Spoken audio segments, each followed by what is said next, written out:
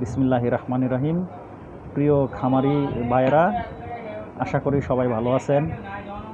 আপনারা যারা গবাদি প্রাণী লালন পালন করে থাকেন, অনেকেই অনেক সমস্যায় পড়ে থাকেন।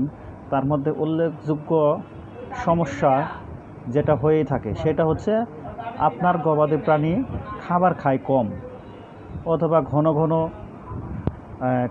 মানে পাতলা পায়খানা হয়ে যায়, মানে পায়খানা একবার একরকম আরেক দিন আরেক রকম, এরকম সমস্যায় পড়ে থাকেন।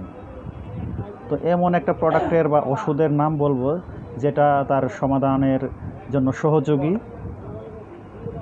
এবং হচ্ছে দুধের উৎপাদন কমে যায়। ক্যালসিয়াম খাওয়ানোর পরেও দুধের উৎপাদন সেই হারে পাচ্ছেন না, সেই ক্ষেত্রে কি কি করণীয়?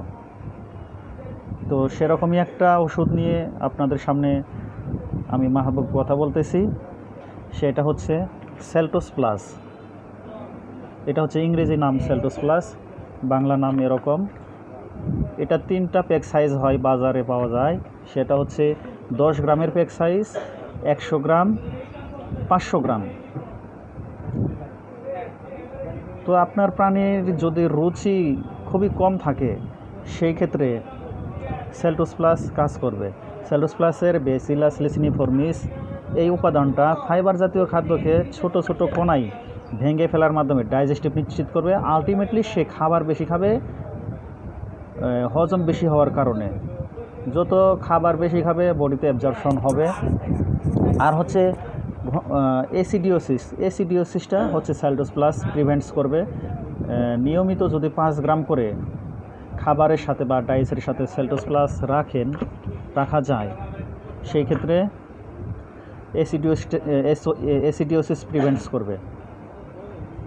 আর একটা কারণ হচ্ছে দুধের উৎপাদন কমে যায়, আশানুরূপ দুধ পাওয়া যাচ্ছে না ক্যালসিয়াম খাওয়ানোর পর। তো দুধের উৎপাদন কমে যায় মূলত স্বাভাবিক থেকে অস্বাভাবিক হয়ে যায়। আপনার গাভীর যদি 5 লিটার দুধ হয়, সেখানে যদি 3 লিটার হয়, এটা হচ্ছে 2 লিটার দুধ আপনি কম পাচ্ছেন। এটাকে বলে decrease of milk yield. Volatile fatty অ্যাসিডের মাত্রা যখন কমে যায়, তখন হচ্ছে দুধের উৎপাদন অস্বাভাবিক হারে কমে যায়।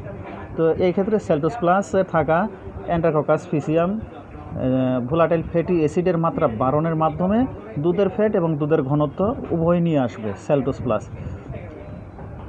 এরপরে দুগ্ধবতী গাভী এবং গর্ভবতী গাভী, তাদেরকে যদি সেলটোস প্লাসটা নিয়মিতভাবে যদি খাওয়ান, সেই ক্ষেত্রে 5 গ্রাম করে কন্টিনিউ রাখেন, তাহলে ওই ধরনের গাভীর বা গর্ভবতী গাভীর মেস্টাইটিস হবে না কখনো। এটা প্রচুর বেনিফিট। আর হচ্ছে আপনি গাভীর যদি মেস্টাইটিস হয়ে যায়, আগে কখনো সেলটোস প্লাস খাওয়ান নাই, সেই ক্ষেত্রেও সেলটোস প্লাস মেস্টাইটিসের জন্য কাজ করবে। সেই ক্ষেত্রে ডোজ হচ্ছে 100 কেজি বডি ওয়েটের জন্য 25 থেকে 30 গ্রাম। তো আশা করি আপনারা যদি এই সমস্যায় পড়ে থাকেন, সেলটোস প্লাস যদি আপনাদের কাছে রাখেন বা খাওয়ান, তাহলে এই ধরনের সমস্যায় পড়বেন না। রুচির জন্য যদি খাওয়ান, রুচি বাড়বে। দুধের উৎপাদন বাড়ানোর জন্য খাওয়াবেন, দুধের ফ্যাট এবং দুধের পরিমাণ বাড়বে। মেস্টাইটিসের জন্য খাওয়াবেন, মেস্টাইটিস হবে না। তো এই প্রোডাক্টটা একমাত্র অপসনিন ফার্মাসিউটিক্যাল জাপান থেকে নিয়ে আসে। এটা একটা জাপানিজ প্রোডাক্ট, সেলটোস প্লাস।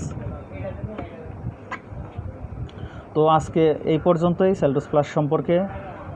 অন্যদিন আবার দেখা হবে। এই পর্যন্ত সবাই ভালো থাকেন, সবার মঙ্গল কামনা করছি। আসসালামু আলাইকুম।